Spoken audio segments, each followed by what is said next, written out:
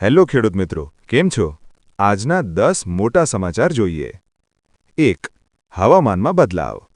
હવામાન વિભાગ મુજબ કેટલાક જિલ્લાઓમાં કમોસમી વરસાદ અને જોરદાર પવન આવી શકે છે. ખેડૂતોને પાક સાચવવાની સલાહ આપવામાં આવી છે. 2. અકસ્માતમાં 2 લોકોના મોત. વડોદરાના જીએસએફસી બ્રિજ પર ટ્રિપલ અકસ્માત થયો, જેમાં 2 લોકોના મોત અને કેટલાક લોકો ઈજાગ્રસ્ત થયા. 3. એસીબીની મોટી કાર્યવાહી. સુરેન્દ્રનગરમાં નાયબ મામલતદાર અને પટાવાળોને 20,000 રૂપિયા લાંચ લેતા એસીબીએ રંગે હાથે પકડી લીધા. 4. ગરમીમાં વધારો.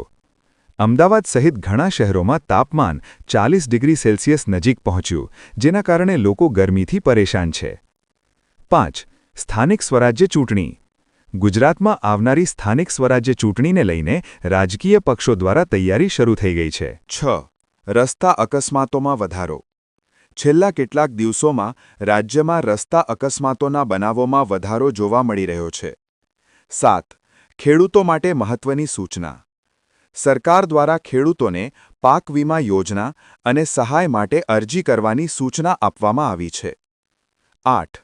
પાણીની સમસ્યા.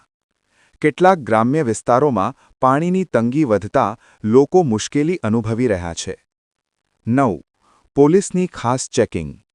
મોટા શહેરોમાં પોલીસ દ્વારા ટ્રાફિક અને સુરક્ષા ચેકિંગ વધારવામાં આવ્યું છે. 10. માર્કેટમાં સોના ચાંદીના ભાવ. ભારતમાં સોના અને ચાંદીના ભાવમાં થોડો ફેરફાર જોવા મળ્યો છે, જેના કારણે બજારમાં ખરીદી વેચાણ વધી રહ્યું છે. આવા લાઈવ સમાચાર જોવા માટે અમારી ખેડૂત મિત્ર ન્યૂઝ યુટ્યુબ ચેનલને સબસ્ક્રાઇબ કરી દેવા નમ્ર વિનંતી.